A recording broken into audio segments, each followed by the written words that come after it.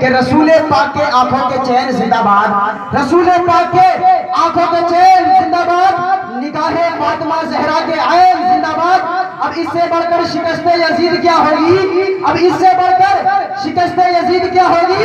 कहे यजीद का बेटा हुसैन जिंदाबाद, कहे यजीद का बेटा हुसैन जिंदाबाद। कि चिराग दोषे हवा पर जला दिया जाए, फिर उसके बाद कोई फैसला किया जाए और तरीका ये है जल्दी अमीर बनने का, नबी के नाम पे सब कुछ लुटा दिया जाए, नबी के नाम पे सब कुछ लुटा दिया जाए। आज लोग इमाम हुसैन की बात करते हैं, कसम खुदा की इमाम हुसैन ने जिस जमीन पर अपना कदम रख दिया उस जमीन का भी लोगों को जवाब नहीं। बचल के बोले एक बार या हुसैन कि जहां जहां जमाते कुल मुरसलीन ठहरी है, जहां जमाते कुल मुरसलीन ठहरी है, वहीं पे हजरत उम्मुल बनीन ठहरी है। और ये करबला है, इसे अदब से सलाम करो, ये करबला है, इसे अदब से सलाम करो।